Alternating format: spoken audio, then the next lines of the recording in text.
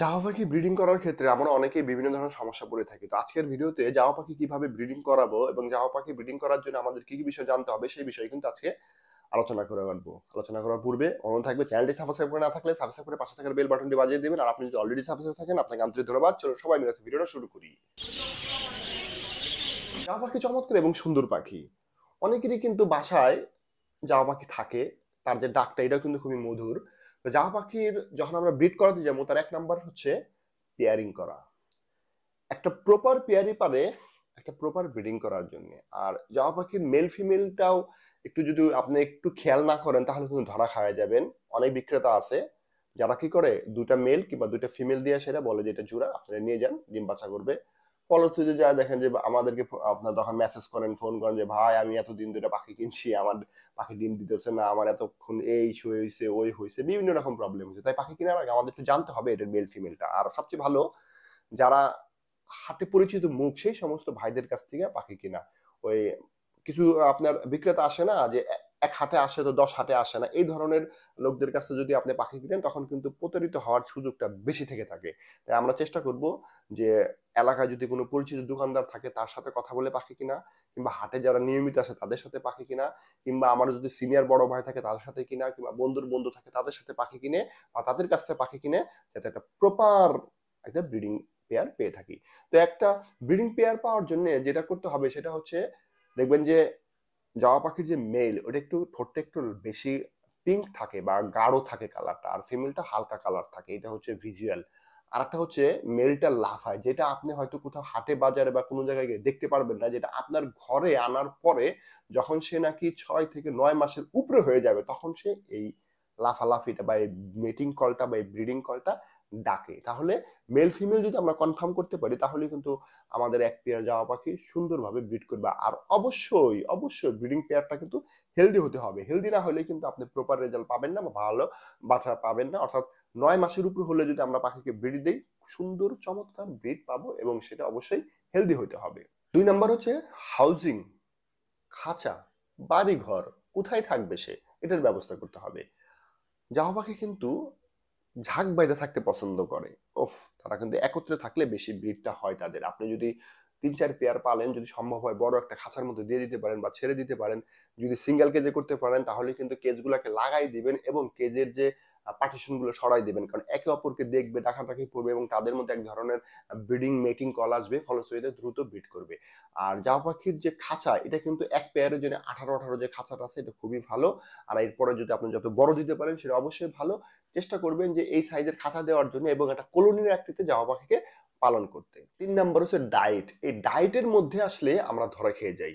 এটা ঠিক, বর্তমান সময়ে আমাদের অনেক খাবারেরই দাম বৃদ্ধি পেয়ে গেছে, কিন্তু যেহেতু আমরা শখের পাখি পালতেছি 1-2 জোড়া, এটার জন্য আমার অন্য খরচটা কমায় এখানে আমি ইনভেস্ট করতেই পারি। আর যদি এই পাখিটা যদি ঠিক মতো ডিম বাচ্চা করে দেয় সেক্ষেত্রে কিন্তু ওই ডিম বাচ্চা আপনার বেচা, আই মিন ওই বাচ্চা বেচেই কিন্তু আপনি পাখির যে খোরাকটা সেটা কিন্তু নিয়ে নিতে পারেন। তাই একটা প্রপার ডায়েট দিতে হবে, ভালো ডায়েট দিতে হবে, সেই সাথে ফ্রেশ ওয়াটার দিতে হবে, ফ্রেশ ফলমূল দিতে হবে এবং শাকসবজি দিতে হবে। এর জন্য এক্সট্রা কেনার দরকার নেই, আপনার ঘরেই পাওয়া যায়। আপনি ফুলকপি, বাঁধাকপি, টমেটো, সিম, এগুলো বিভিন্ন রকমের জিনিস বিষয়গুলো আছে, গাজর, শশা, মূলা, এগুলো তো পাখি অনায়াসাই খায়। সেই সাথে হচ্ছে লেটুস পাতা, হ্যাঁ, ধনে পাতা, পুদিনা পাতা, তুলসী পাতা, এগুলো কিন্তু আমরা অনায়াসই ঘরে পাই বা আমরা নিজেরাও খেয়ে থাকি। এগুলো কিন্তু পাখি দিতে পারি। ফ্রেশ ফুডস দিতে হবে, মাঝে মধ্যে কি দিতে হবে, সফট ফুড দিতে হবে। সেই সাথে হচ্ছে যদি আমরা পারি লাইফ যে খাবারগুলো আছে, পিঁপড়ের ডিম, মেলওয়ার্ম, এগুলো দিতে পারি। আমরা ধান ধান তো অবশ্যই দিতে হবে জামা পাখিকে অ্যাজ এ ডায়েট হিসাবে, আপনি সারা বছরই রাখতে হবে। ইনশাল্লাহ এগুলো যদি দেই তাহলে আমাদের পাখি সুস্থ সবল ভাবে ব্রিড করবে। 4 নাম্বার যেটা আছে সেটা হচ্ছে নেস্টিং মেটেরিয়াল।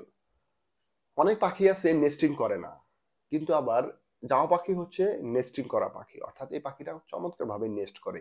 এর জন্য আপনাকে নেস্টিং মেটেরিয়াল দিতে হবে। নারকেলের পাতা দিতে পারেন, খেজুরের পাতা দিতে পারেন, ঘাস, দুব্বা ঘাস, শুকনো দুব্বা ঘাস দিতে পারেন, নারকেলের ছোবা দিতে পারেন।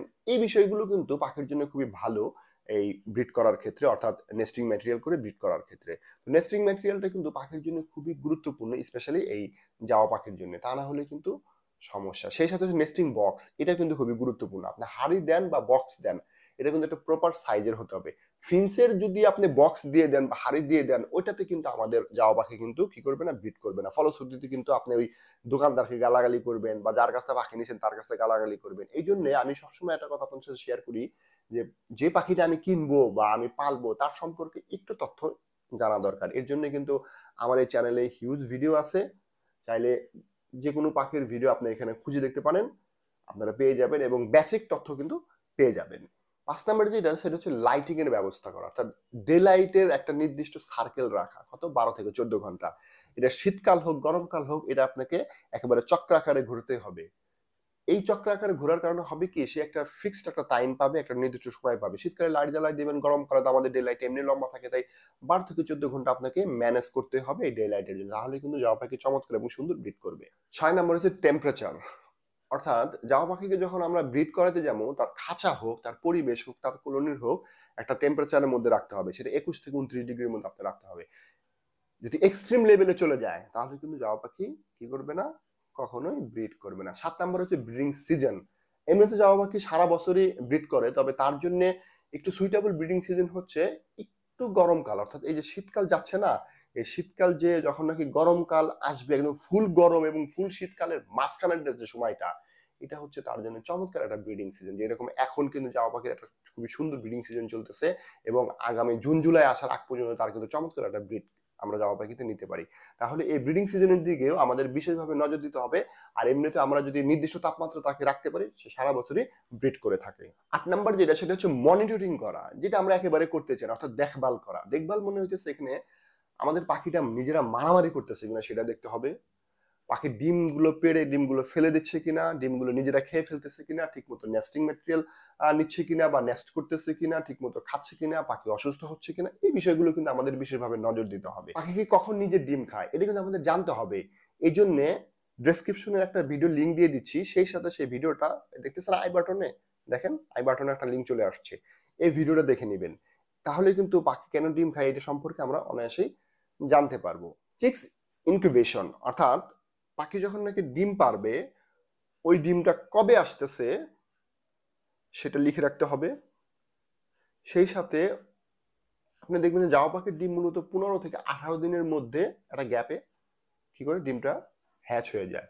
প্রথম ডিমটা আগে হবে, লাস্টের ডিমটা পরে হবে, কারণ আমরা জানি যে পাখি একদিন ছেড়ে আরেকদিন ডিম দেয়। এতে হয় কি, প্রথম ডিমটা তার হ্যাচিং পিরিয়ডটা খুব ভালো থাকে। এছাড়া দেখবেন যে কিছু কিছু পাখি একটা ডিম পাড়ার পরে তা দেয়, কিছু কিছু পাখি সবগুলো ডিম পাড়ার পরে তা দেয়। যে পাখিটা একটা ডিম পাড়ার সাথে সাথে ডিম দেয়, মানে তা দেয়, সেই পাখিটার প্রথম ডিমটা 6-7 দিনের গ্যাপে বাচ্চাটা বের হয়। কিন্তু যে পাখিটা সবগুলো একত্রে আসার পরে আপনার তা দেয়, তখন দেখবেন যে গ্যাপটা কম থাকে, 3-4 দিনের গ্যাপ থাকে। তাহলে এই বিষয়টা আমাদেরকে লক্ষ্য রাখতে হবে, যাতে করে আমার পাখি কখন ডিম দিচ্ছে এবং কখন ইনকিউবেশন হচ্ছে তা দিচ্ছে, এই বিষয়গুলো আমাদেরকে নজর রাখতে হবে। তা না হলে কিন্তু প্রপার ভাবে আমরা বাচ্চা পাবো না, বাচ্চাগুলো মারা যেতে পারে। 10 নম্বর হচ্ছে চিক্স কেয়ার, বাচ্চাগুলোর যত্ন করা। এই আমাদের বাচ্চাগুলোর যত্ন করতে পারি না, বা বাচ্চাগুলো কিভাবে যত্ন করবো সেটা আমরা জানি না। এই বাচ্চাগুলোর যত্ন না করার কারণে বা যত্ন না হওয়ার কারণে কিন্তু আমাদের জামা পাখির বাচ্চাগুলো মারা যায়। এর জন্য আমাদের কি করতে হবে, প্রপার ডায়েট দিতে হবে, সফট ফুড দিতে হবে। সেই সাথে হচ্ছে বাচ্চা আসার 1 থেকে 2 দিনের মধ্যেই পাখিকে কি করতে হবে, ভিটামিন বি কমপ্লেক্স দিতে হবে, তারপরে ক্যালসিয়াম দিতে হবে, তারপরে মাল্টিভিটামিন দিতে হবে। 7 দিন 7 দিন 7 দিন মাঝখানে 2 দিন করে গ্যাপ দিয়ে যদি আমরা এগুলো দিয়ে দিতে পারি, আমাদের পাখির মরার হারটা অনেকটাই কমে যাবে। সেই সাথে পাখির যদি আপনার যখন নাকি দেখবেন যে ছোট থাকে পাখি, তখন কিন্তু দেখবেন যে পুপস করে বেশি, তখন কিন্তু ওই ভিতরে এক ধরনের গ্যাস হয়, অ্যামোনিয়া গ্যাস হয়, গ্যাস থেকে এগুলো পাখিগুলো মারা যায়। তখন ওটা কি করতে হবে, পরিষ্কার পরিচ্ছন্ন করতে হবে। পাখির অনেক সময় ঠান্ডা লেগে যায়, ওই থেকে স্যাঁতস্যাঁতে ঠান্ডা লেগে যায়, ঠান্ডার থেকে বাঁচার জন্য মায়েদের মাধ্যমে শ্বাসতন্ত্রের যে ওষুধটা বা রেসপিরিন যেটা আছে, সেটাকে আমরা 1 লিটার পানিতে 1 ml দিয়ে খাওয়া দিতে পারি, তাহলে কিন্তু আমাদের পাখিটা সুস্থ সবল থাকবে। অনেক সময় দেখা যায় যে আমাদের পাখিদের আপনার হজম প্রবলেম হইতেছে, পাখি ঠিক মতো আপনার হজম করতে পারতেছে না, ফলশ্রুতিতে হয় কি, আমাদের বাচ্চাগুলো মারা যেতে বা জামা পাখির বাচ্চাগুলো মারা যায়। তখন আমরা প্রোবায়োটিক বা প্রোজাইম বা এনজাইমের মতো খাবারগুলো যদি পাখিকে দিয়ে দিতে পারি, তাহলে কিন্তু পাখির হজম প্রক্রিয়ায় দিতে পারি। এই জন্য নিউট্রিপ্লেক্স আমরা ইউজ করতে পারি, 1 লিটার পানিতে 1 ml দিয়েও দিতে পারি। তাহলে কিন্তু আমাদের যে চিক্স মরার হারটা এটা কিন্তু কমে যাবে এবং চিক্স গুলো সুস্থ সবল থাকবে। এইটা নিয়ে আমি টোটাল একটা ভিডিও ইনশাল্লাহ পেয়ে যাবেন, how to save Java chicks, খুবই শিগগিরই ভিডিওটা আসতেছে। এবং ফাইনালি যে বিষয়টা আছে সেটা হচ্ছে হেলথ কেয়ার। হেলথ কেয়ারটা কার? আপনার, আপনার বড় পাখির এবং আপনার বাচ্চার। এখানে আমি আপনার কথা বলছি কারণ আমরা যখন নাকি পাখি ব্রিড করাই বা পাখি যখন নাকি লালন পালন করাই, তখন পাখির শরীর থেকে এক ধরনের ডাস্ট বের হয়, যেটা আমার জন্য ক্ষতিকারক, আপনার জন্য ক্ষতিকারক, পাখির জন্য ক্ষতিকারক। এই জন্য অলওয়েজ মুখে মাস্ক ব্যবহার করা, পরিষ্কার পরিচ্ছন্নর ক্ষেত্রে, পাখির রুমে যাওয়ার ক্ষেত্রে, পাখি পালার ক্ষেত্রে। সেই সাথে হচ্ছে কোন পাখিটা কি ধরনের অ্যাঙ্গেলে আছে, কেউ কাইট হয়ে বসে কিনা, কেউ থুপায় বসে কিনা, কেউ ফুলে বসে কিনা, কেউ মানে খামচাইতেছে কিনা, এই বিষয়গুলো কিন্তু নজর দিতে হবে। তা না হলে কিন্তু হেলথ কেয়ার রিলেটেড ইস্যু চলে আসবে। সেই সাথে হচ্ছে চিক্স, চিক্সের হেলথ কেয়ার গুলো বিশেষভাবে করতে হবে। এই যে মোটামুটি যে বিষয়গুলো বললাম, এগুলো যদি আমরা করতে পারি তাতেই কিন্তু আমাদের জাওয়া পাখির থেকে ভালো ব্রিড নেওয়ার জন্য এনাফ।